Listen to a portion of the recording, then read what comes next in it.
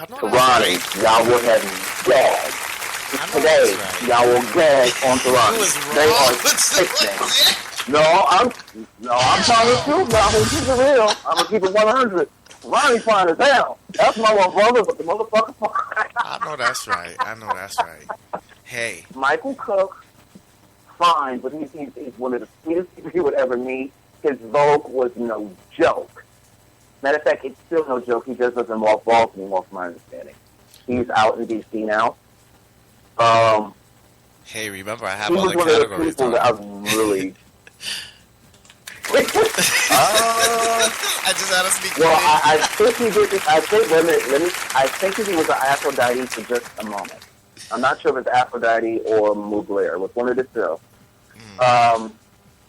But his Vogue was so precise. I mean, the intricacy and the cleanliness of what he did, ridiculous. Tyrone,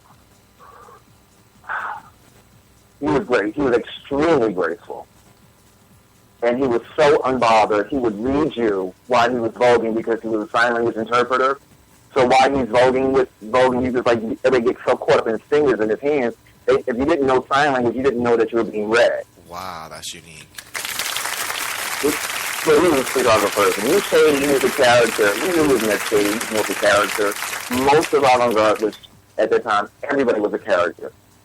But around about that time as well, there was like what we call a section called the Vogue Mobile that some of us, most of us from back in the day, we were involved in. We took trips, and the Vogue Mobile was owned by Wardell. Wardell was Wardell was with us. It's cute because over here we got the mystery machine. Oh my God. Baby. If it was anything like the Vogue Mobile, it was a kiki all day long. We would get into that hoopty. I only went once. Yeah, I went once with them, and we would go out to Detroit. And Detroit would be the next city, from my understanding, that started to come up as another spot for houses. But at that time, Chicago had already had maybe 3 or 4 houses. I'm not going to sit there and be like some other people who actually were prepared and sat down and wrote all this stuff down and could tell you all the houses. Ooh, I ain't got time for that. Oh my God. It was not being shady. I'm just being honest because I don't remember everything off the top of my head. And we're not shady on the show. You're right now. That was last week. I know the response to the show will be shady, but, you know, hey, they can come at their own risk. Yeah, that was last week. I'm just saying. No, but the first house was Avant-Garde. Iman, which was out and around about that time, but they didn't really do much, and I'm not shading them, but they really didn't do much, but there are still a couple of the Iman members that came out. There was Couture, the House of Charles from out of Detroit, the House of Royalty. Those were, and those houses that I'm mentioning, those were original Midwest house that didn't have any connection or anything else from any other region coming in and setting up shop. Wow. Then you had, around about that time, some of the stuff that we had to go through, which I think is kind of important, is that even when we were trying to form the house, we were all friends with everybody. There was no animosity like there is now. If you're not in this house and you're nobody, or the shade comes because you're in that house instead of this house, we were very family-orientated, and we were all friends. It's just that we just all ended up in different houses. We figured it was healthy competition. We all hung out together. We all had fun. We would go to the bar, and before it even got that big, I remember around about the time that when I first moved to Chicago, which is in 86, 87, when I started meeting everyone, that we had started going to, we would go out to the different clubs and stuff, and Vogue was starting to catch on. And when you saw somebody throwing their hands up in their way, you was like, oh, yay, somebody else can do it. So we're voting in some of the clubs, and it's like, let me tell you the level of shade that we received. So kids will understand why we're so adamant about what we do and how we see it being perceived today, is that when I went to a club and I wanted to Vogue, which was anytime I heard a really sickening beat, and Vogue was not the only thing I did. Most of us are street dancers that can dance really well in the street or do those street styles of dancing outside of Vogue, and we just put it all together. But when you did more voguing than anything else, these kids were shady. I've had drinks spilled on me. I had somebody actually put their hands inside gin and splash it in my face. Yes, I got put out that bar. Wow. Mama got mugged. I'm just saying. You know, I've had people flick ashes on me, you know, all kinds of stuff. And the kiki is, like, back then I was known, I hate to say it, but it's the truth. I was one of those people that constantly got put out of the club. Constantly got put out. Because you're not going to disrespect me. I don't disrespect you, you're not going to disrespect me. So if you try it on my time, guess what? I got something for you. And my partner in crime was Chris Fagan. So we were on the same shift. It actually was me, Chris, and Tyrone. We were the brawlers. Wow. Not that, I mean, it's not something to claim and it's not to be, but that was our reputation. So I also had a reputation of being very shady. It wasn't that I was shady. I didn't know you. I kept the people who I knew. I mean, you know, it is what it is. I mean, you know, like when you're dealing with this type of thing, and just because you're expressing yourself and dance that way, that people don't see, they don't understand it. So we had to make a way.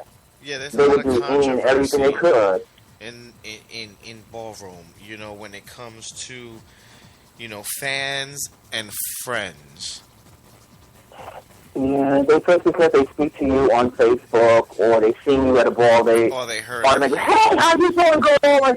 Or they heard I work in corporate America. Do not walk up on me like that in the street. One, I don't know you. Anybody that knows me knows I really can't see without my contacts or glasses on. Keep it cute, boo. Don't be screaming from across the street. I'll be nice and say, hey, how you doing? But don't be like, oh, it's Moosey, girl. What? Girl. Bitch, you got life fucked up. But I've calmed down. That was like 20 years ago. I've calmed down quite a bit. Some of it, I've just gotten over it. And it's just like, I mean, I think it's cute to an extent, but at the same time, you do have to respect the person outside of the ballroom scene. Yeah. Because and it's part of, you know, adulthood, you know, and growing up, you know, eventually you have to grow out of it. It's not that you grew out of it, it's that you have to do it. You know what I mean? It's an adult thing. You'll get there. No shame. It wasn't shame. We find favors sometimes. It's not easy all the time, but it's one of those things. I mean, you know, and it's like, but back then we were all like, it was a pretty tight group. I mean, some of the stuff that people do now, like these kids do nowadays, it's just like, I wouldn't dream of doing it. Like Aaron had started a magazine back in the day about the ballroom thing, about different personalities and stuff, and he would interview us and stuff like that. And then he was like, when the ball was coming up, he would say like there were like people that were like, oh well, so and so's coming for you, and we take it as a kiki because we all knew what was going on, and we were just laughing. It was like just something to laugh at, like Cowboys. You know, it wasn't that serious, but nowadays it's like these kids are taking this as gospel and thinking that. I think that how can I say this? Well, they have watched. If they're not like Pepper LaBeija on a video throwing, Pepper LaBeija wasn't throwing shade. You know, she was telling the truth. But the younger generation seems to think that if you put yourself on a video and you throw shade, you're legendary. And you show up at a ball and throw shade and walk and get chopped and throw shade, that you're legendary. Yeah, and I think that they took that killing Steve and that she was explaining what that was and what it meant. It's not like it's something that you do every day to people that you don't know, or even to certain people that you do know. And that I think she did say that that's something that, you know, they sit around the bar, every day sit around the bar, with each other. Right. So when they're stirring each other's tea like that, it's catty or whatever, but it's like they kind of know each other. And if you don't know each other, know them people, and they're trying to come into that circle, then yeah, you're going to get red. That's kind of how it is in real life, but they're taking it to another level where they think everything is about shade, and it's like when you meet somebody, oh, this same girl, how you doing? There are other flowers, and you're late, and this, you know, girl, you get knocked out. Okay. I'm just keeping it real. I mean, no, that's right. No, no, because a lot of people have been telling me, keep it professional. It's one thing, to host a thing, and one thing to point fingers and and attack people. But sometimes you just feel so full of pressure, you just have to explode. You know what I mean, and release it off your chest. But you know who I wanted to really talk about? Let's talk a little bit about Gentry Andromeda. Because he also was on the show. About him? I know you mentioned Aaron Enigma. Where does Gentry come in? 92, 93, somewhere around there, around about for maybe. Because I know I didn't hear his name. I was hoping you was going to get me, come to me remember that stuff, but it's okay. From my perspective. But it's cool because we had him on the show, so I'm pretty sure we have all that documented. But what Gentry's a cool. Go ahead. Gentry's a cool person. I actually have always kind of. I like what Gentry does Vogue-wise.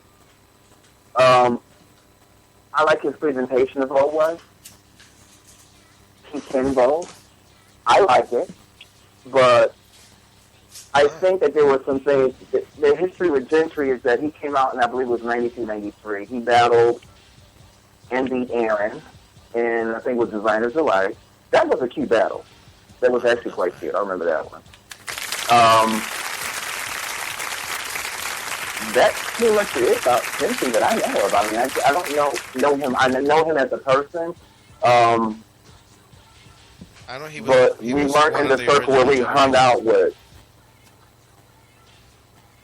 Well, the original generation would be 87 to 90, because up until the original generation would be the ones who started and pioneered the ballroom thing. Right. So we had our first balls by 89, 90. Now, what I would consider pioneers, those types of people would be people like Jody Zandela. That bitch had more trophies than anybody because she walked every damn category. Holman, Revis Royalty, Sasha Valentino, Karen Alexander, Cassandra Gay. Those people who were not avant-garde. The avant-garde at that time would have been myself, Tyrone, Big Thomas, Tommy, Wardell, Tracy, Tarani, Chris, De Leon. Oh, God. We're trying to remember everybody, so give me a second. Kenny. Alan Neasley now. T. Ultra Army, Kenny, Wayne. All of them were aligned first, I believe, and then they became Ultra Army, the house of... Oh, God, there were quite a few houses. Royalty really sticks out. Jessica Rabbit, that bitch was wearing them girls out for the body contest. Category. She was letting them girls have it. Word. Karen Alexander letting them have it. Sasha Valentino let them have it. There were a few others. There's a lot of people that helped pioneer and found the balls by walking the balls during that time frame that don't get the mention or the life or accolades that they should. There's a lot. There's quite a few. But Holman, Jody, Jai, Wayne Tanks, Kenny, Aaron, Chris, Tyrone, Big Thomas. The Stretch, after he finally got it, he was nobody to be fucked with. Period. Who else? There's a whole slew. Wow. So when I hear, which brings me to that thing about the status that oh God, it drives me nuts, because I understand where the newer generations are coming from, but they have to understand that there's a whole slew of people who come before them. And for you to say that your current contribution weighs that much more than somebody else who paved the way, laid the groundwork, it's kind of insulting. Yes. But by the same token, I understand from their point of view that you can't, they don't know who these people are. Well, sweetie, I'm sorry, but we didn't have video back then. Right. The struggle was real. Holla. Anytime a DJ will put the spotlight on you and turn off the beat and say, boo, we don't do that here. Well, because this is what I hear. Oh, we don't see no videos of you, but yeah, I met you in Clubhouse before. Yeah. We're